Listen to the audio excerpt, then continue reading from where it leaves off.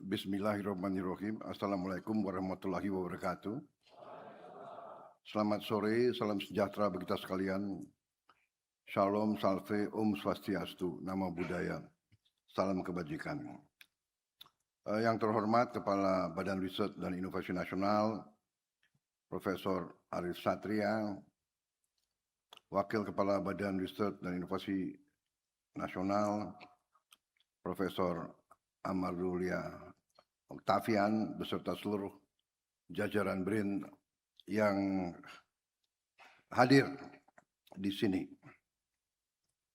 Pertama-tama tentunya kita selalu bersyukur kehadirat Tuhan yang Maha Besar, yang Maha Kuasa atas segala karunia dan berkah yang diberikan kepada kita. Atas kesehatan nafas yang masih diberikan kepada kita sehingga kita dapat berkumpul di sore hari ini dalam keadaan yang baik. Saudara-saudara sekalian, saya sengaja mengundang ke istana karena saya ingin melihat mungkin pertama kali tidak terlalu detail dan tidak terlalu komprehensif, tapi untuk mendapat gambaran hasil-hasil yang saudara-saudara telah capai di BRIN. Terima kasih saudara datang ke istana dan saya berharap mungkin saya juga bisa datang menengok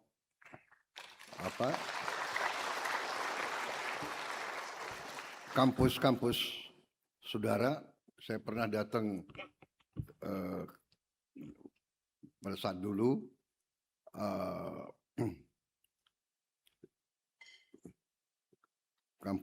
ada kampus LIPI kalau tidak salah ya, di Cibinong kalau tidak salah ya, dan di beberapa tempat. Memang saudara-saudara kita mengerti semua bahwa pembangunan suatu bangsa itu ditentukan oleh apakah bangsa itu mampu menguasai sains dan teknologi atau tidak. Jadi bangsa yang mampu menguasai sains dan teknologi, bangsa itu akan maju dengan pesat. Kuncinya adalah sains dan teknologi. Ini adalah fakta dan kenyataan. Dari penguasaan sains dan teknologi tentunya masalah pendidikan itu adalah fondasi landasan yang paling kritikal, paling kritis.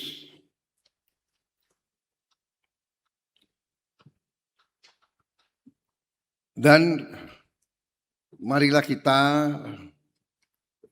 saya terutama mengajak tim saya dan saudara-saudara sekalian, kalau saya memimpin, saya sukanya itu memimpin dengan fakta,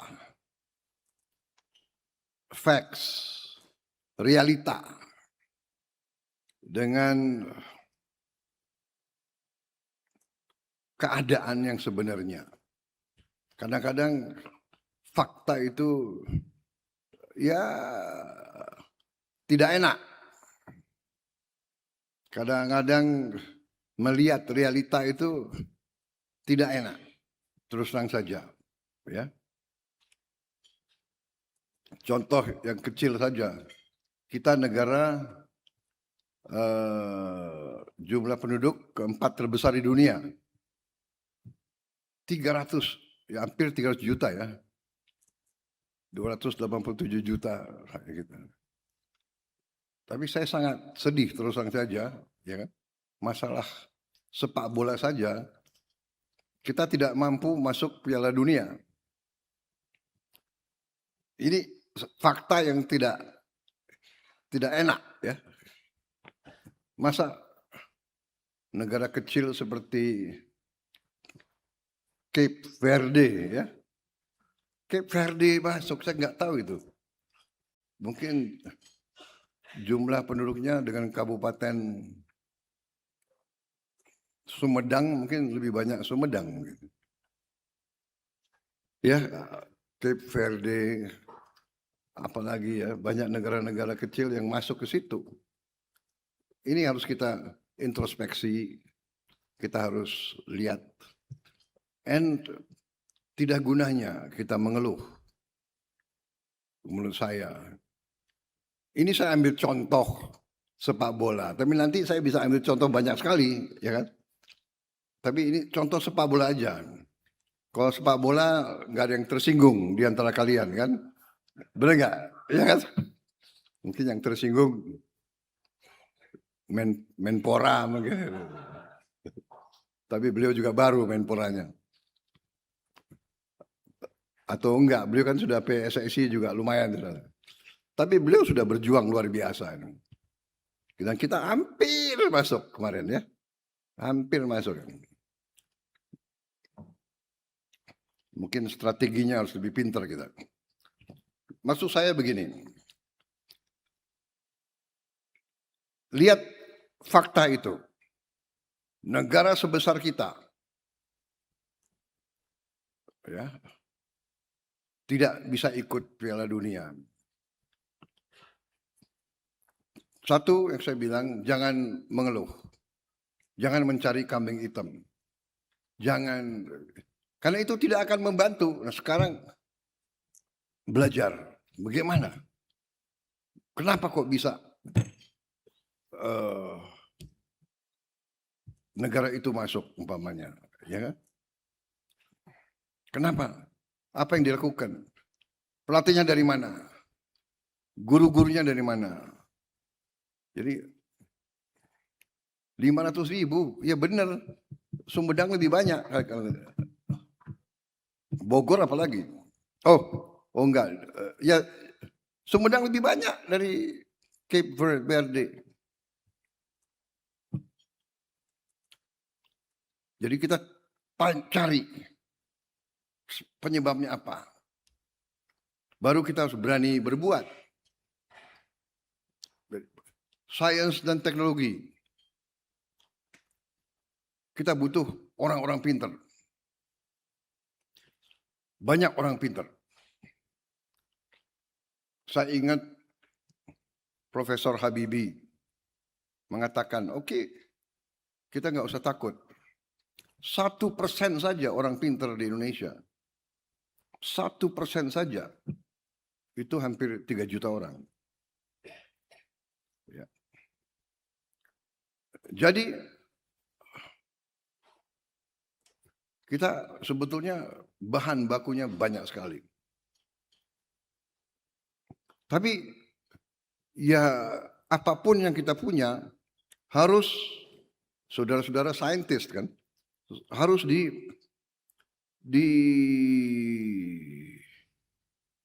dicari, dibina, diberi kesempatan, dibesarkan, didukung melalui suatu proses. Jadi pendekatan kita terhadap kebangkitan suatu bangsa, ya, kebangkitan suatu bangsa, kita cita-cita semua pendiri bangsa kita, termasuk cita-cita kita semua, bagaimana suatu negara di mana tidak ada kemiskinan, bagaimana suatu negara tidak ada ketidakadilan. Nah, kalau kita mendekati dengan cara saintifik, cara rasional, jangan dengan cara lain daripada rasional. Ya. Nanti kita akan keliru. Rasional, science, mathematics, reality. Reality is science. Reality is mathematics. Ya, kalau kita mendekati dengan pola lain, itu sudah masuk ke ranah lain. Fakta. Nah, jadi kadang-kadang fakta menyakitkan. Katanya sekarang ada suatu survei namanya PISA, PISA, di mana membandingkan kualitas pendidikan berbagai negara. Kita termasuk tidak terlalu bagus, ya. Jadi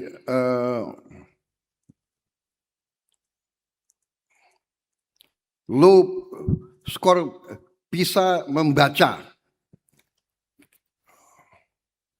Skor kita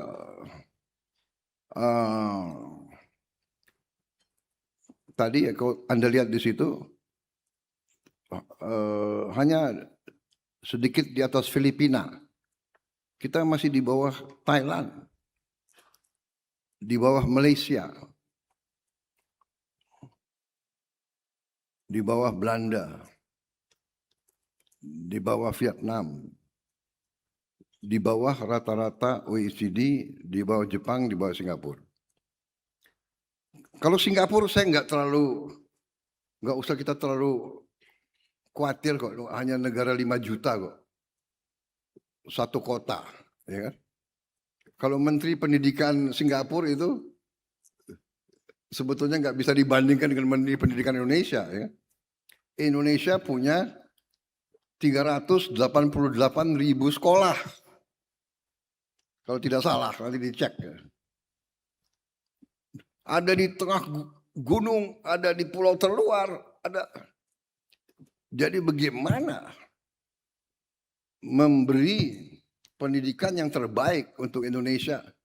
Jangankan Indonesia, mungkin Kepala Dinas Pendidikan Maluku Utara atau Kepala Dinas Pendidikan Sulawesi Utara, bagaimana dia harus mengecek sekolah-sekolah di Miangas, di pulau-pulau terpencil. Jadi kalau saya Singapura oke, dia berhasil di satu kota. Menteri Pendidikan tinggal keliling seluruh Singapura, mungkin 2 jam dia bisa cek hampir semua sekolah di situ, ya kan? Terjangkau dari kantor dia. No, it's real, it's reality. It's reality. Dia berhasil. Tapi kesulitan kita sangat besar. Ini tidak boleh alasan bahwa kita menilai bahwa kita tidak perlu kejar ketertinggalan. Ini saya sampaikan ini yang saya katakan realita. Ini orang luar lihat kita, ya kita boleh kita terima, tapi kita jangan terlalu takut. Dia hanya lihat gambar dari luar. Dia nggak lihat kesulitan-kesulitan yang kita hadapi sebagai negara yang sangat besar.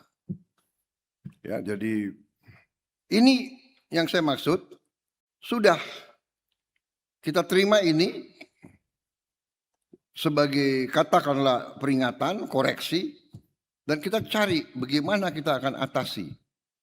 Kita pernah 2003-2006 cukup tinggi, habis itu kita merosot. Ini menurut pandangan mereka, ya, dalam membaca, dalam matematik dan sebagainya. Baik, jadi ini hanya sebagai gambaran. Disinilah saudara-saudara, maksud saya untuk mencapai tingkat inovasi, untuk mencapai tingkat terobosan, untuk mencapai tingkat penemuan-penemuan, ya, paten-paten, dan sebagainya. Itu dasarnya pendidikan. Dan inilah saya ingin investasi cukup besar di bidang pendidikan untuk generasi penerus kita. Saya ingin perbaiki semua sekolah, dari fisik. Kita juga membangun sekolah-sekolah unggulan untuk anak-anak terpinter. Bisa kita seleksi, nanti dia kejar universitas-universitas terbaik di dunia.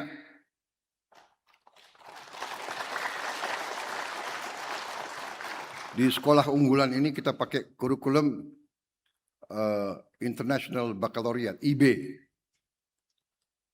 Dia harus dengan standar yang sama dengan yang terpinter di dunia, yang terhebat di dunia, sama.